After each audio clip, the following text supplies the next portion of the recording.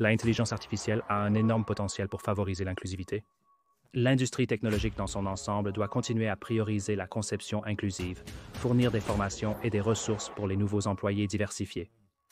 Alex Grimshaw, le directeur technique, directeur de la technologie du Network Kingdom de Microsoft.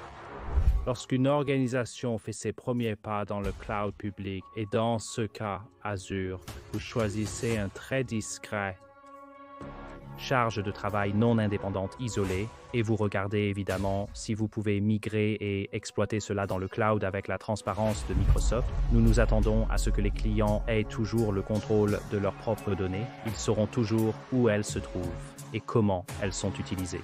Tandis que nous téléchargerons également notre engagement en matière de confidentialité grâce à des politiques de gouvernance de la confidentialité robustes également.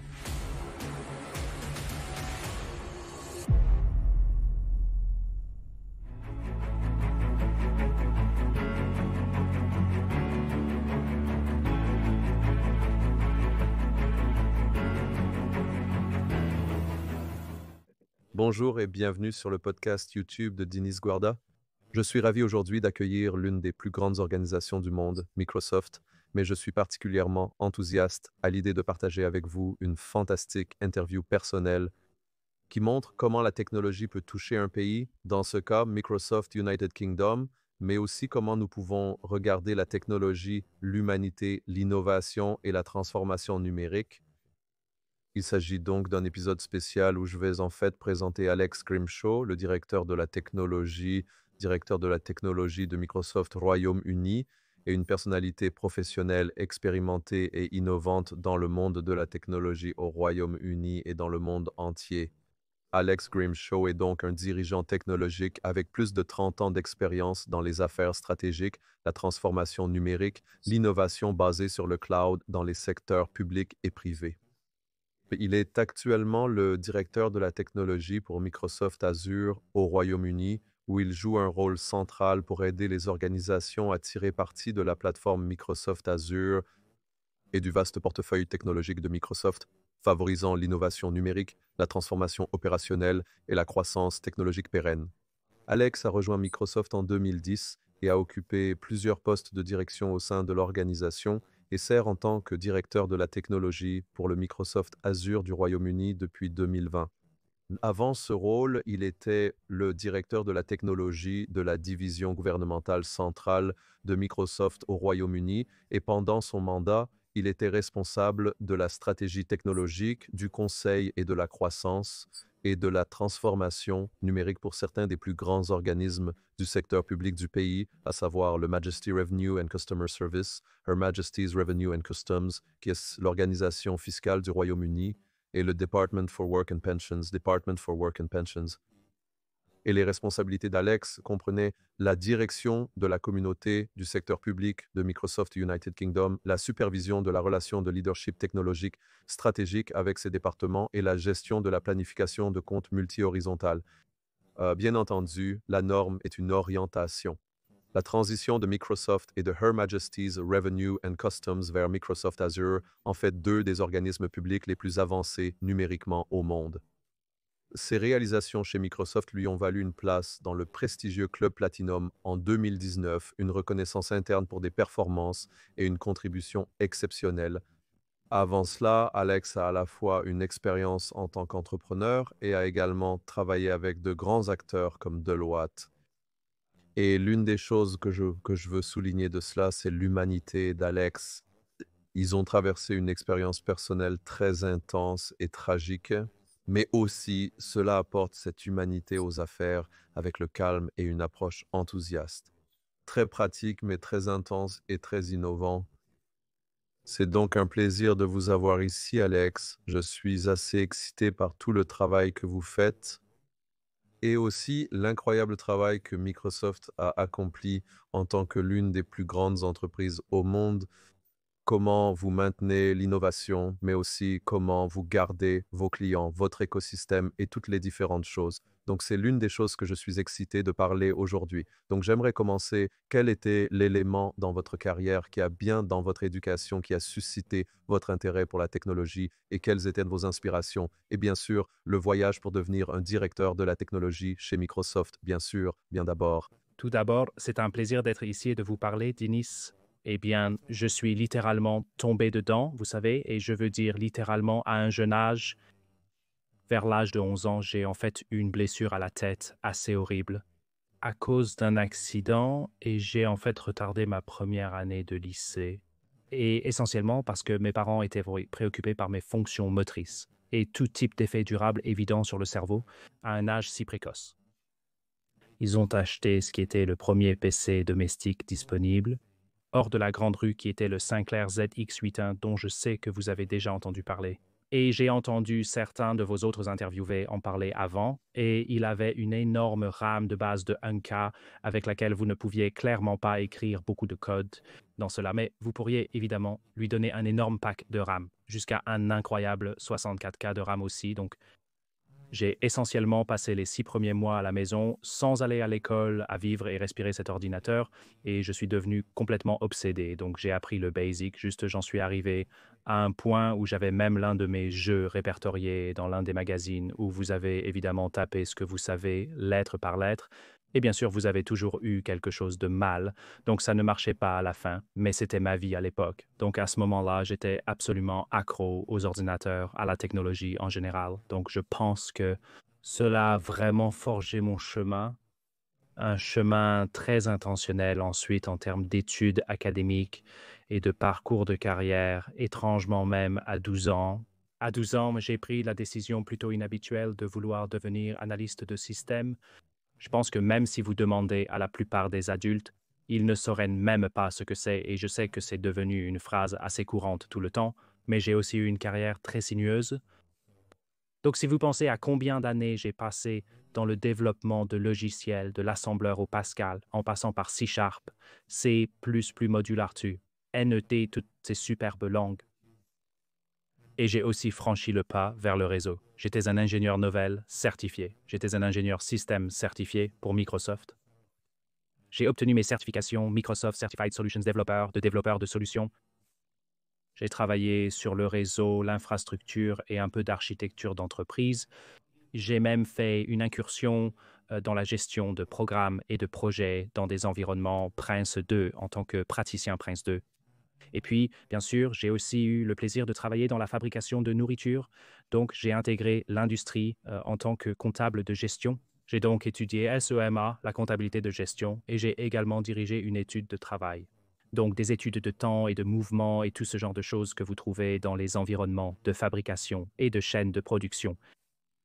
Et puis là, bien sûr, j'ai eu le privilège de travailler dans le conseil d'entreprise chez Deloitte, où j'ai été impliqué dans des choses aussi diverses que les engagements d'acquisition M et A. Et j'ai également dirigé la pratique CRM et ERP d'un point de vue du développement logiciel. Et puis, j'ai quitté Deloitte, j'ai dirigé mon propre cabinet de conseil pendant 8 ans en faisant une myriade de choses différentes. Et puis, bien sûr, je suis devenu le directeur de la technologie pour Department for Work and Pensions, donc le département du travail et des pensions chez Microsoft. Eh bien, c'est un profil très impressionnant et vous avez à la fois un background technologique, entrepreneurial et corporatif, ce qui est en fait assez impressionnant et en plus en combinant tout le côté technique avec l'entrepreneuriat et aussi avec la partie corporative. Donc, en termes de votre travail, bien sûr, vous dirigez l'une des plus grandes divisions de Microsoft dans le monde ou dans ce cas au Royaume-Uni, mais aussi avec impact worldwide.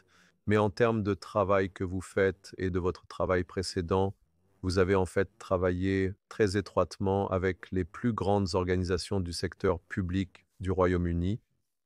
L'un des projets avec lesquels nous travaillons, le revenu HMM pour les personnes inscrites à l'échelle mondiale, est le système fiscal du gouvernement britannique. Et c'est une grande chose. Et vous travaillez à mettre ce secteur en termes de transformation de l'infrastructure technologique et de gestion de tout cela.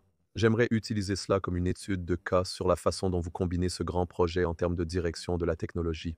Oui, bien sûr. Je pense que ce qui était intéressant dans le travail avec Her Majesty's Revenue and Customs et Department for Work and Pensions, comme vous le dites, ce sont les deux plus grandes organisations administratives publiques du gouvernement britannique aujourd'hui. Donc, nous parlons d'environ 160 000 employés entre eux, donc des projets assez impactants. Et comme vous le reconnaîtrez probablement, dans toute organisation historique établie de longue date, il y a généralement des complexités techniques significatives qui, au sein de l'opération informatique, évoluent tout le temps. Il y a de multiples couches de évolution de différents types de technologies qui créent évidemment ce que nous appelons la dette technique. Maintenant, ajoutez à cela ce que j'appelle la dette culturelle, ou une autre façon de voir cela serait, vous savez, nous avons toujours fait comme ça, mentalité à une dette culturelle. Et puis, vous ajoutez des contraintes environnementales comme évidemment des pressions budgétaires ou des mandats pour faire plus avec moins. Puis, bien sûr, toute forme de transformation, bien que nécessaire, nécessite que tous ces facteurs soient pris en compte. On ne peut pas simplement s'attaquer aux plateformes technologiques. Il faut considérer l'image globale. Mon conseil principal, tiré de mon expérience avec ces organisations, est de commencer par les personnes directement impactées par le programme. Employés, clients, partenaires.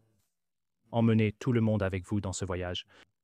Revenez toujours à la question, peu importe avec qui vous travaillez, organisation ou partie prenante interne, je reviendrai toujours. Elle est la question centrale de ce qui est en jeu pour moi. Pourquoi devrais-je m'en soucier? Et si vous pouvez évidemment répondre à cette question comme un mantra continu presque dès le début du programme et jusqu'à la conclusion, vous allez certainement être beaucoup plus réussi. Pour moi, il s'agit de la transparence que vous apportez avec la vision et les ambitions.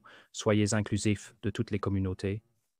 Partagez les progrès et célébrez les réalisations en cours de route. Aussi, donc d'après mon expérience, la transformation technologique est la partie la plus facile. La culture et les processus nécessiteraient une attention supplémentaire pour que tous réussissent pour le bien de tous dans... Le projet est une tâche considérable pour nous. Oui, et si vous voyez, le gouvernement américain, par exemple, a échoué dans le premier système de Medicare, et aussi le Federal Bureau of Investigation, et j'ai eu un cas d'interview où nous avons discuté précisément du défi de transformer de grandes entreprises à l'échelle mondiale. Donc, vous avez mentionné que vous transformez principalement l'infrastructure technologique, bien sûr, du système fiscal du gouvernement britannique, mais aussi 160 000 personnes qui travaillent là-dessus. Donc, j'aimerais toucher à cela parce que je pense que les gens ne comprennent pas, à moins bien sûr que vous travailliez dans une grande entreprise, le travail réel qui est parce qu'il y a 3 couches. Il y a la couche des gens, la couche de transformation numérique et une couche d'expertise technique parce que évidemment une erreur à ce sujet peut en fait créer beaucoup de couches pour être honnête. Donc pour revenir à vous, venant de votre carrière, j'aime aussi déconstruire, ainsi construire, nous construisons ces choses. Et votre réalisation de carrière est que vous avez réellement les compétences techniques entrepreneuriale et corporative en étant, et aussi Microsoft au Royaume-Uni est massif, c'est 6 000 employés et énorme infrastructure. Alors, parlez-nous un peu de ce rôle de vous venir à Microsoft en prenant le rôle de CTO et vivant comme vous. Oui, c'est intéressant parce que quand j'ai d'abord rejoint en tant que directeur de la technologie pour un directeur de la technologie client, donc c'est face directement aux clients et aux partenaires en place qui opèrent dans ces clients de ces grands GSI que vous imaginez, Capgemini, Fujitsu, PHP, tous ceux-là. Donc, vous avez une riche tapisserie de différents intervenants avec évidemment différents moteurs. Donc, bien sûr, comprendre la monnaie de tout le monde est la clé de toute forme de succès pour quiconque et toute forme de relation. Mais ce que je dirais est j'ai occupé le rôle de directeur de la technologie, le directeur de la technologie client pendant environ 9 ans. Et dans le cadre de ce rôle, j'ai également atteint un stade où j'ai également formé et dirigé tous les directeurs de la technologie du secteur public chez Microsoft au Royaume-Uni qui sont alignés sur toutes les industries du secteur public que vous pouvez imaginer. La sécurité publique et nationale, la santé, l'éducation ainsi que les gouvernements locaux et centrales sont évidemment prioritaires. Éducation, donc ce que je ressentais, les deux choses que je dirais qui m'ont attiré chez Microsoft et qui peut-être me font continuer chez Microsoft, c'est la culture que nous avons vraiment. Et vous savez, cela devient presque un cliché pour les gens, peut-être en dehors de l'organisation, autour de cet état d'esprit de croissance. certainement ce que la satire a introduit, car vous trouverez que peu importe avec qui vous interagissez dans l'organisation Microsoft, tout le monde a cet état d'esprit de croissance. Tout le monde est là pour, vous savez, nous ne sommes certainement pas une culture de je sais tout, nous sommes une culture d'apprendre tout et nous voulons que vous sachiez que tout le monde est très, très collaboratif. Nous voulons tous construire sur le succès des autres et aussi rendre les autres personnes réussies.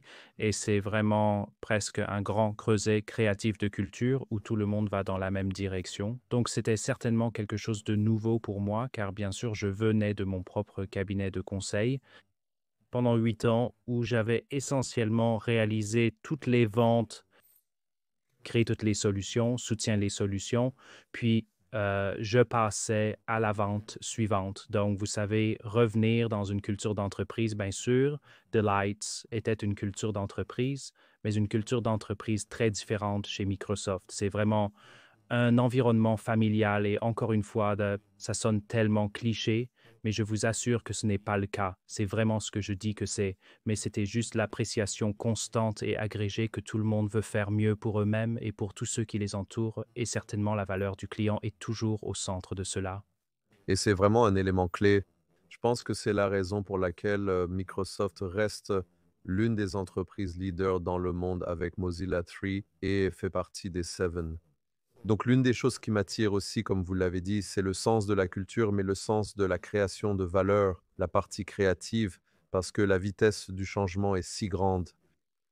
Vous êtes le directeur de la technologie pour le Royaume-Uni pour Microsoft, mais vous dirigez également votre division, qui est une division massive. C'est probablement, je pense, la plus grande source de revenus de Microsoft dans le monde. Et donc, j'aimerais aborder, avant de vouloir aller un peu plus sur les études de cas, parlez-nous un peu de la division de Microsoft Azure et comment vous êtes positionné maintenant que nous avons le Cloud Computing AI et vous avez également le copilote, comment Azure se différencie et en fait, certaines des forces que vous ressentez qui se passent en ce moment. Oui, c'est intéressant, car évidemment, nous voyons beaucoup de nos engagements provenir de notre crédibilité d'entreprise existante. Évidemment, nés de services non basés sur Azure. Les suites Office et applications d'affaires sont évidemment incluses. Et évidemment, la myriade de choses physiques, vous savez, qu'il s'agisse du portefeuille Surface ou d'autres services auxiliaires que nous fournissons, beaucoup de choses en découlent. Mais je pense que ce qui me saute vraiment aux yeux, c'est que vous avez raison. J'ai vu l'évolution quand j'ai rejoint Microsoft à l'origine en tant que directeur de la technologie. Je couvrais toute la pile, donc chaque produit que nous vendions. Je m'en occupais en termes d'engagement avec les clients. Et puis au cours des 4 dernières années, ou 5 ans maintenant, en fait, dans ce rôle, j'ai été très ciblé sur notre plateforme Azure qui compte environ 600 services différents, donc énorme. Énorme empreinte de différents services couvrant, comme vous le dites, une myriade de différents domaines de solutions, que ce soit infra, que ce soit data et AI, ou que ce soit le développement d'applications. Et l'innovation numérique, donc nous avons 3 thèmes, 3 distincts que nous appelons domaines de solutions qui couvrent toutes ces capacités. Et ce que je pense, c'est que je pense que là où peut-être d'autres fournisseurs pourraient être assez spécialisés en termes de valeur commerciale ou de force ou de position sur le marché, nous couvrons toute la gamme de ce qu'un client aura besoin pour transformer numériquement son organisation. Donc, Pour les personnes qui nous écoutent. Et j'ai bien sûr un public qui sait, je pense que tout le monde sait à propos de mon Microsoft, mais je suis particulièrement intéressé. Donc Microsoft Azure offre une large gamme de services qui examinent le calcul, l'analyse, le stockage, la mise en réseau et l'intelligence artificielle permettant aux entreprises de gérer et de déployer des applications et en termes de travail que vous faites. Et je pense que nous allons revenir à l'étude de cas du système fiscal du gouvernement britannique. Donc, comment voyez-vous l'unicité? Parce que, par exemple, il y a de l'informatique, il y a du stockage, il y a du réseau. Donc, vous voyez la situation actuelle de Microsoft comme le moyen d'avoir tout ensemble intégré. Ce que je pense est l'une des forces, mais j'aimerais voir comment vous voyez cette partie et comment vous voyez, surtout maintenant que les entreprises sont un peu fragmentées, comment cela peut être une force pour eux en tenant compte de toutes les capacités de Microsoft. Oui, laissez-moi vous donner 2 points de vue sur cela. L'un est que je pense, évidemment, comme nous le savons, l'obligation est sur chaque organisation d'embrasser l'ère numérique où ils vont être laissés pour compte, ou crucialement, ils doivent insérer les avantages de la transformation de l'intelligence artificielle. Maintenant, la plateforme Microsoft Azure, bien sûr, fournit la plateforme la plus sécurisée, conforme, globalement dispersée, qui permet aux organisations de bénéficier d'une révolution avec des services d'intelligence artificielle et de données de première classe. Quand je regarde, cela fournira l'automatisation des flux de travail, l'amélioration de la prise de décision et des expériences clients pour toutes les organisations. Maintenant, je pense que l'une de nos forces est notre investissement continu dans l'infrastructure. Et je sais que cela a évidemment été souligné dans la presse. Nous nous efforçons constamment d'avancer, d'investir dans de nouvelles infrastructures et innovations pour nous assurer que nous restons une pierre angulaire pour les entreprises cherchant à prospérer à l'ère numérique. Et c'est une chose majeure. Donc, l'une de vos réalisations clés, comme nous l'avons discuté, a été la migration des locaux de Her Majesty's Revenue and Customs au Royaume-Uni vers l'environnement d'Azure. Et cette migration qui a été effectuée a contribué de manière critique à la mission des services de Her Majesty's Revenue and Customs, qui sont les systèmes fiscaux du Royaume-Uni, ainsi que ce rôle a joué pour assurer une collecte d'impôts et une distribution d'aide sociale en douceur pendant des crises comme Coronavirus Disease 19, qui était une crise massive à l'échelle mondiale. Donc, j'aimerais aborder cette étude de cas particulière parce que je pense que c'est une excellente étude de cas que, bien sûr, les gens oublient le COVID, mais nous avons un système entier qui a été migré. D'abord, il y a la migration et puis il y a l'étude de cas de passé, quelque chose qui était encore lié au papier et c'était déjà il y a quelques années, mais ça a vraiment eu un impact massif. J'aimerais toucher davantage sur les nuances techniques, quoique bien sûr vous pouvez partager et certaines des réalisations, oui. Sûr, c'est une excellente question. Alors laissez-moi rapidement expliquer pourquoi cette charge de travail critique pour la mission a été choisie, parce que vous savez, je pense que lorsqu'une organisation prend ses premiers pas de bébé dans le cloud public, et dans ce cas Azure, vous avez 2 choix. Soit vous choisissez une charge de travail très discrète, isolée, non indépendante, et vous regardez évidemment si vous pouvez la migrer et l'exploiter dans le cloud. Et maintenant, je vais vous donner, c'est des petits pas. Vous pouvez commencer à créer vos modèles et la gouvernance et toutes ces bonnes choses que vous feriez généralement lorsque vous cherchez à migrer quoi que ce soit vers le cloud. Ou comme dans le cas de Her Majesty's Revenue and Customs, vous pouvez choisir la charge de travail la plus horriblement interdépendante, énorme et massivement compliquée, et vous dire, eh bien, si nous pouvons migrer cette chose vers Azure, alors nous pouvons la migrer et ensuite l'exploiter avec succès. Alors bien sûr que tout ce qui suit sera relativement facile. Vous avez généré les modèles de pattern et de gouvernance, sachant qu'il y aura de nombreux actifs matériels évolutifs réutilisables là-bas.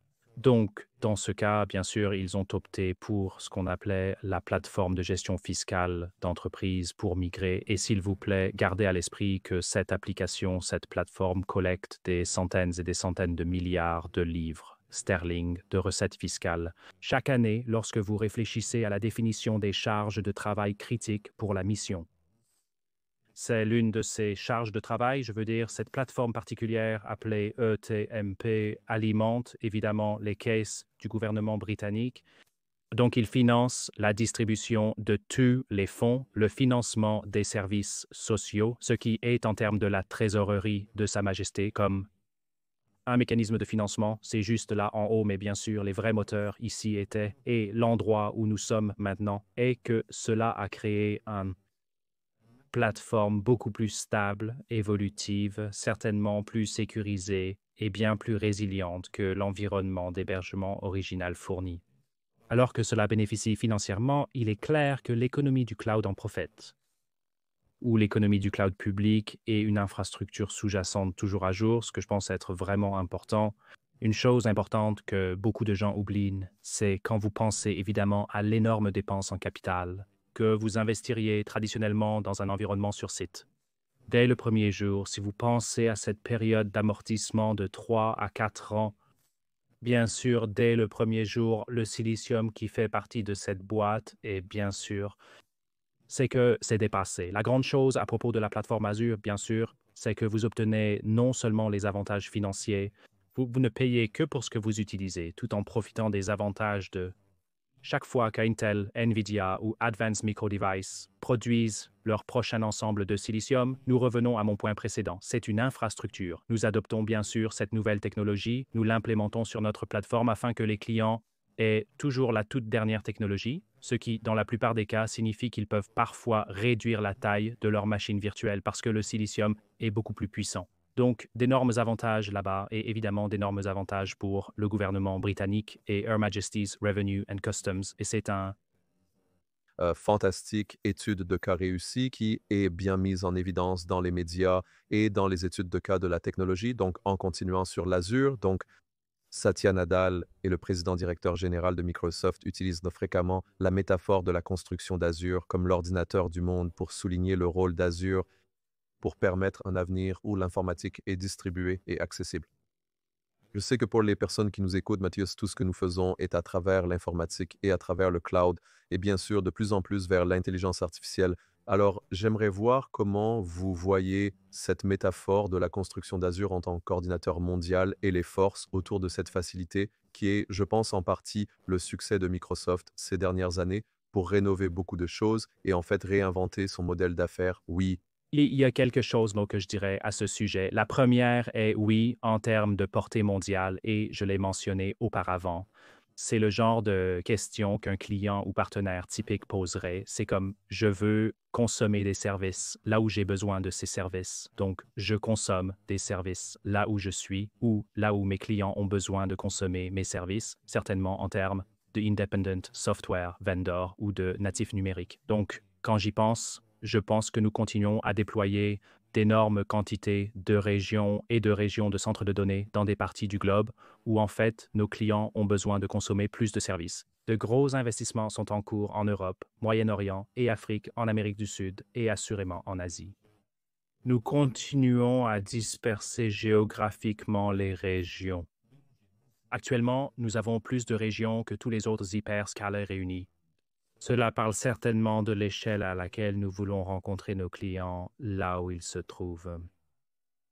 C'est donc le premier point. Le deuxième auquel je penserai est lorsque vous pensez certainement à l'open source et que ce soit des systèmes d'exploitation open source ou des bases de données ou même des LLM et des modèles d'intelligence artificielle, nous permettons encore une fois, quel que soit le choix technologique que le client souhaite utiliser, nos plateformes permettront ces choix technologiques. Et nous ne faisons pas, par exemple, vous savez, il y a de nombreuses années, vous auriez peut-être supposé qu'Azure était une plateforme uniquement Windows, et bien sûr, ce n'est pas le cas.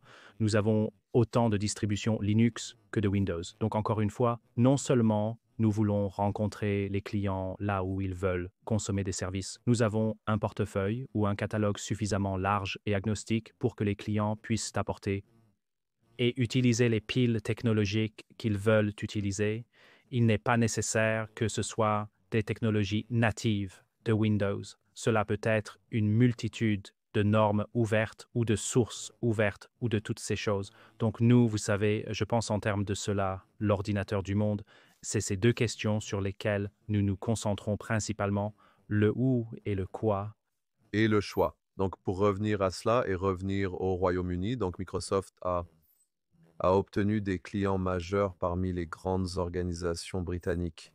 Quelques exemples incluent Her Majesty's Revenue and Customs, le système fiscal de Royal Mail, Leeds Teaching Hospitals, National Health Service Trust, et la liste est bien plus longue pour illustrer à nos auditeurs. Vous avez donc abordé précédemment l'importance de la transformation numérique et vous avez également souligné le rôle de la co-création dans la transformation des entreprises et le maintien de ce processus d'examen de la grande capacité d'infrastructure, mais aussi en ayant une collaboration entre Microsoft et les clients et votre réseau de partenaires. Pouvez-vous mettre en évidence cela? Oui, je dirais qu'il y a deux approches qui me viennent à l'esprit. Bien sûr, si je parle d'abord de la co-innovation, par exemple, nous avons actuellement une initiative sous le couvert de la co-innovation en intelligence artificielle, où un client ou un partenaire ou plusieurs qui travaillent évidemment déjà ensemble peuvent amener leurs équipes d'ingénieurs et travailler directement avec les experts en intelligence artificielle de Microsoft ou les petites et moyennes entreprises pour atteindre l'objectif. Nous pensons donc à cela sous l'aspect d'ateliers de réflexion sur le design, de séances de brainstorming ou même d'environnements de prototypage rapide. C'est donc pour moi la co-innovation, qui est évidemment une sous-catégorie de la co-création. C'est donc la première chose qui me vient à l'esprit. Si je pense à la co-création en général, je dirais oui, nous travaillons assez étroitement avec un certain nombre de clients et de partenaires où nous avons des engagements d'ingénierie directe et nous investissons bien sûr dans ces engagements. Maintenant, je pense aux principes clés de notre approche, je dirais. L'un est que nous essayons d'inculquer la créativité. Donc, bien sûr, vous pouvez puiser dans la créativité d'un ensemble diversifié de parties prenantes de nos équipes d'ingénierie, les équipes des clients et des partenaires. Cela enrichit et améliore évidemment notre relation avec ces clients et partenaires. Nous cherchons à réduire les coûts et améliorer les efficacités. Donc, nous cherchons à rationaliser les processus dans le cadre de ces exercices et avoir une collaboration ciblée. Nous pensons également à l'avantage concurrentiel, car bien sûr, c'est formidable que nous ayons des retours exclusifs de clients et partenaires clés sur leurs industries. En fin de compte, ce sont les experts de l'industrie dans leur secteur particulier. Nous ne le sommes pas. Donc, c'est formidable d'avoir ces retours et contributions dans notre développement de produits, mais cela les aide aussi, car bien sûr, il y a un paysage de plus en plus compétitif dans toutes les industries. Donc, cet avantage concurrentiel est une chose clé que nous cherchons à tirer de nos activités de co-création et enfin, la transformation culturelle. Je sais que nous en avons déjà discuté plusieurs fois, mais la co-création favorise plus d'ouverture, un moral plus élevé dans toutes les équipes et finalement une productivité plus élevée aussi. Donc oui, nous avons une vision assez sur mesure de la co-création, mais encore une fois, il y a évidemment beaucoup de valeur à cela. C'est un élément clé, donc, et je souscris, et c'est plus facile à dire qu'à faire parce que c'est une partie assez difficile. Donc, Microsoft a signé un contrat de 5 ans avec le gouvernement britannique et ça a été, et l'une des choses quand vous regardez les gouvernements en général et la tutelle des données et comment la cybersécurité et tout cela est une question cruciale aujourd'hui. Donc, en tant que directeur de la technologie de cette division, et bien sûr, le plus important, comment abordez-vous la garantie d'une transparence, d'une sécurité et d'une gestion éthique des données d'un bout à l'autre? C'est un excellent sujet de discussion car nous passons probablement une heure à parler uniquement des données gouvernementales, pour être honnête. Je dirais que oui, le stockage, la manipulation et l'utilisation des données ont toujours été essentiels pour chaque organisation. Et évidemment, avec l'ère de l'intelligence artificielle, c'est maintenant encore plus critique. La transparence est essentielle pour Microsoft, n'est-ce pas? Nous nous attendons donc à ce que les clients aient toujours le contrôle de leurs propres données. Ils suivront toujours sa localisation et son utilisation, tout en respectant nos engagements de confidentialité via une solide gouvernance en la matière, ainsi que des politiques. Mais comme vous le savez, la sécurité est aussi une priorité absolue pour Microsoft. Donc, qu'il s'agisse de politiques d'accès robuste, de chiffrement, de minimisation des données ou de politiques de conservation, nous nous assurons également d'être soutenus par la plateforme cloud la plus conforme. Et pour en revenir à votre point sur les gardiens de données, les gardiens ou les dépositaires de données, quel que soit le nom que vous préférez leur donner, devraient toujours veiller à prioriser la qualité des données. Pour assurer la qualité des données, il faut établir des normes, détecter et identifier les anomalies et les incohérences et mettre en place des normes robustes de confidentialité et de sécurité. Il ne s'agit donc pas seulement de protéger les données, mais aussi de se conformer aux réglementations ou aux lois en vigueur et à la Fédération des services de l'information, par exemple. Enfin, il devrait également mettre en place des normes de gouvernance des données pour maintenir l'intégrité, l'accessibilité et la cohérence des données et leur fiabilité. Je veux dire, l'un des plus grands défis que j'ai certainement vu dans le secteur public est celui du partage des données et de la propriété. Donc, si vous pensez, lorsque vous pensez à, par exemple, un problème courant, je suppose, dans le monde entier, dans les gouvernements, c'est des choses comme la prévention de la fraude. Mettre à jour veut informer de nombreux scénarios.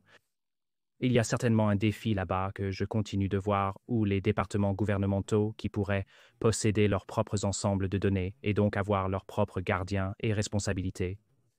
Finalement, nous devons trouver un moyen de tirer de la valeur des initiatives de partage de données. Vous savez, par exemple, que j'ai dit la détection de fraude interdépartementale, donc DWP et HMRC. que ce soit des demandes d'indemnités frauduleuses ou de la fraude dans le cas de l'évasion et de l'évitement fiscaux. Vous savez certainement que les données là, peuvent jouer un rôle énorme là-dedans, mais il faut toujours un élément de la bonne plateforme, les bons modèles de gouvernance, la confiance, une gouvernance des données très très claire entre les organisations afin qu'elles puissent toutes deux bénéficier de ces informations consolidées et agrégées à partir de leurs données collectives.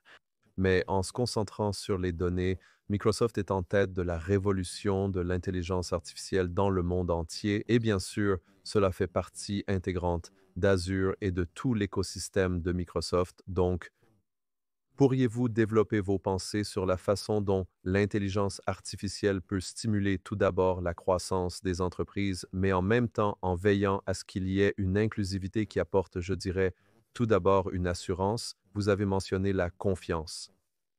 L'intelligence artificielle est encore plus importante car c'est un outil fantastique et puissant avec des concepts comme l'intelligence artificielle générale et bien d'autres choses. Mais pour les entreprises du monde entier, c'est un outil de résolution de problèmes. Donc, j'aimerais aussi en parler. Comment pouvons-nous réellement faire le lien entre, surtout avec vos clients et aussi les personnes qui nous écoutent, qui essaient d'utiliser ces outils de manière plus efficace? Comment voyez-vous l'innovation que vous apportez à l'intelligence artificielle et à Azure grâce à l'intelligence artificielle peut réellement être utilisée de la meilleure façon? Je veux dire, je suis très passionné par l'inclusivité en général et certainement par l'impact positif de la technologie sur les communautés diverses et neurodiverses. Je veux dire, l'intelligence artificielle a un énorme potentiel pour favoriser l'inclusivité en fournissant des expériences beaucoup plus personnalisées. Pour mieux soutenir la diversité, l'industrie technologique doit continuer à privilégier la conception inclusive et fournir des formations et des ressources aux nouveaux employés diversifiés tout en éliminant les obstacles à l'accès.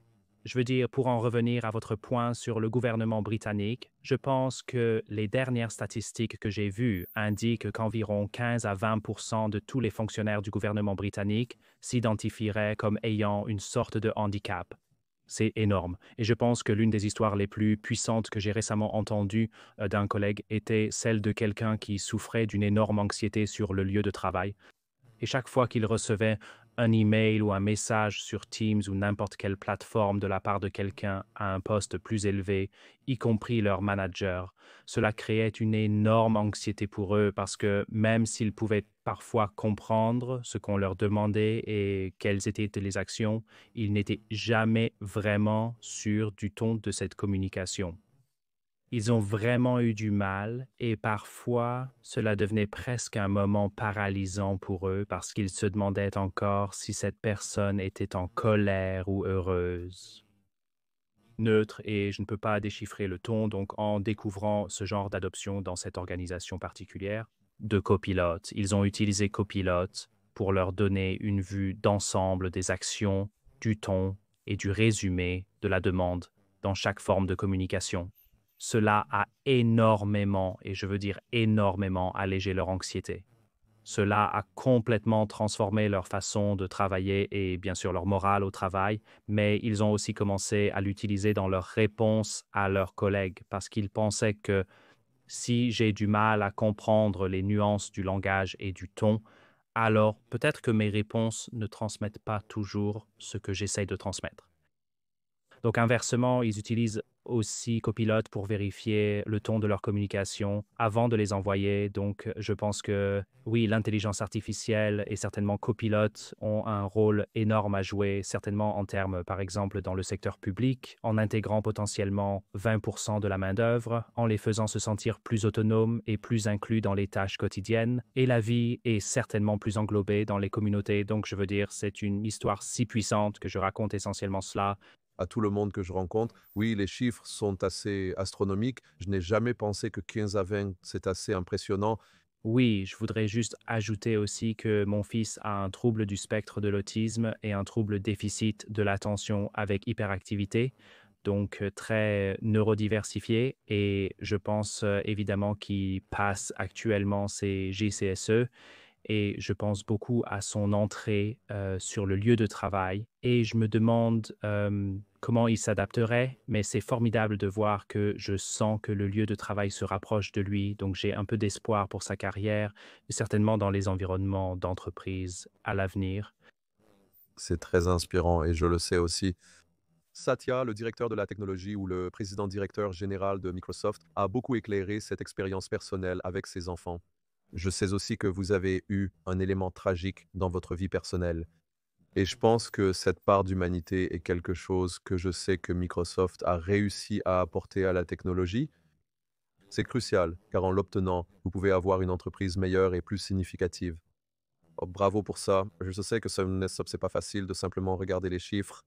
Alors, une de mes prochaines questions, et je veux être conscient de votre temps. Donc, comme beaucoup d'entreprises font face à un dilemme, et cela touche un peu ce que vous avez dit aussi, donc ils font face à un dilemme entre des solutions rapides, comme les solutions de levage et de déplacement, et la transformation numérique à long terme. Actuellement, de plus en plus de stratégies de transformation de l'intelligence artificielle.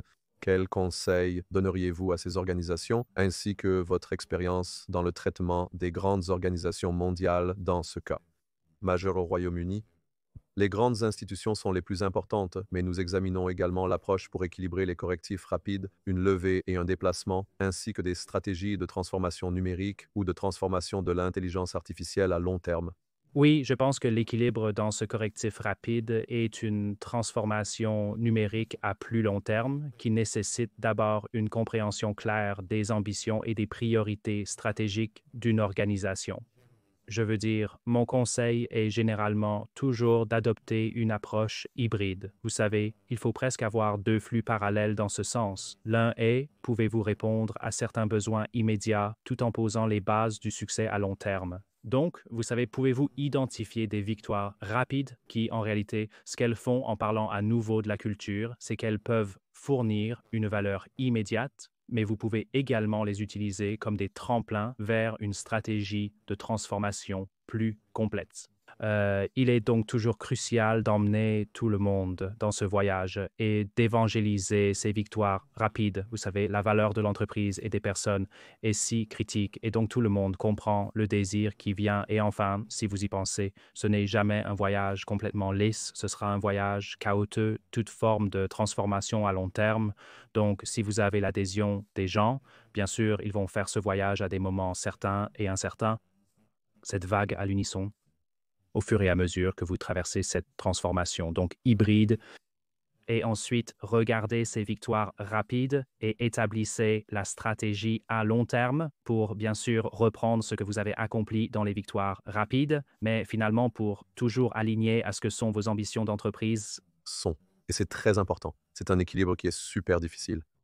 Donc, compte tenu de votre expérience dans tous les secteurs de l'innovation, différents secteurs technologiques et aussi différentes entreprises et différents verticaux, quelle pensez-vous être la prochaine évolution technologique ou innovation pour laquelle les entreprises devraient commencer à se préparer? Bien sûr, peut regarder l'intelligence artificielle, mais aussi comment voyez-vous? Je sais que Microsoft apporte aussi l'informatique quantique et cela, bien sûr, excite les gens de la technologie comme moi et vous. Cela, probablement la plupart des entreprises sera ce que c'est. Donc, j'aimerais entendre votre opinion à ce sujet et aussi ramener cela sur Terre comme ce que vous venez de dire. Oui, C'est drôle, je veux dire, c'est une période tellement excitante pour être en vie. En termes de technologie, c'est tout simplement incroyable. Je suis juste au quotidien, il semble y avoir presque une nouvelle annonce de que ce soit de nous ou d'autres, c'est incroyable. C'est amusant car je pense que la plupart des organisations ont encore du chemin à faire pour vraiment comprendre le concept avec l'intelligence artificielle et certainement l'intelligence artificielle générique. Pour certains, l'intelligence artificielle signifie simplement copilote ou une autre interface humaine vers une entité intelligence artificielle en arrière-plan ou un chatbot plus informé, vous savez, c'est ce que l'intelligence artificielle signifie pour certaines organisations, tandis que d'autres, bien sûr, apprécient vraiment l'impact que l'intelligence artificielle apporte, comme l'amélioration de la productivité, la rationalisation des opérations, la stimulation de l'innovation du modèle d'affaires et surtout lorsque vous prenez en compte l'évolution de l'intelligence artificielle intégrée multimodale, ce qui, encore une fois, pour certaines organisations, relève de la science-fiction, mais évidemment, vous savez, différentes organisations travaillent à des rythmes différents. Je pense que la riche tapisserie de fonctionnalités et d'autonomie que l'intelligence artificielle agentique apporte également est significativement transformative lorsque je pense aux interactions B2C et B2B par exemple. Donc, je pense qu'avec le temps, nous verrons que la vitesse d'interaction, la cohérence et la qualité des interactions s'améliorent grâce à l'automatisation entre les entreprises et les consommateurs, les entreprises et bien sûr entre les consommateurs eux-mêmes. Donc, l'intelligence artificielle agentique, je pense que beaucoup d'organisations ne comprennent toujours pas vraiment quelle est la valeur commerciale là-bas, mais je pense qu'en fin de compte, encore une fois, je suggérerais que la vitesse d'adoption de nombreux services basés sur l'intelligence artificielle est toujours basée sur des réglementations qui doivent encore être créées. La confiance des consommateurs est un gros point et je pense que plus important encore, la normalisation des attentes sociétales de ce qu'est l'intelligence artificielle et de ce qu'elle n'est pas. Par exemple, je vous donne un article publié par Microsoft Research il y a quelques semaines maintenant où il a envoyé à l'une des conclusions était que le copilote est brillant et ces plateformes d'intelligence artificielle sont géniales, mais elles rendent en fait les humains plus stupides. Et en fait, ce dont il parle là, c'est la pensée critique, bien sûr, parce que vous savez, plus vous vous fiez à la sortie d'un modèle d'intelligence artificielle, bien sûr, plus vous renoncez presque à vos propres processus de pensée et à remettre en question la réponse.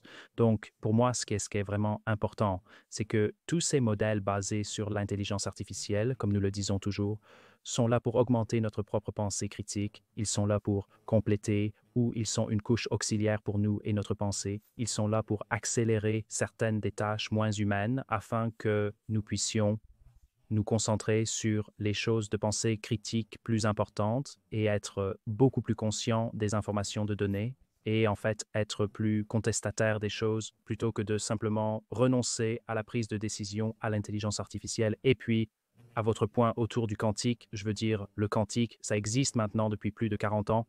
Quand vous repensez à la science théorique de l'informatique quantique et puis tout le chemin à travers il a évidemment des avantages clairs dans certains scénarios d'utilisation spécifiques et évidemment, nous entendons beaucoup parler de la perturbation qu'il va apporter à la cryptographie et au traitement des données en général, bien que je ne pense pas que beaucoup d'organisations planifient l'interception du quantique tout de suite.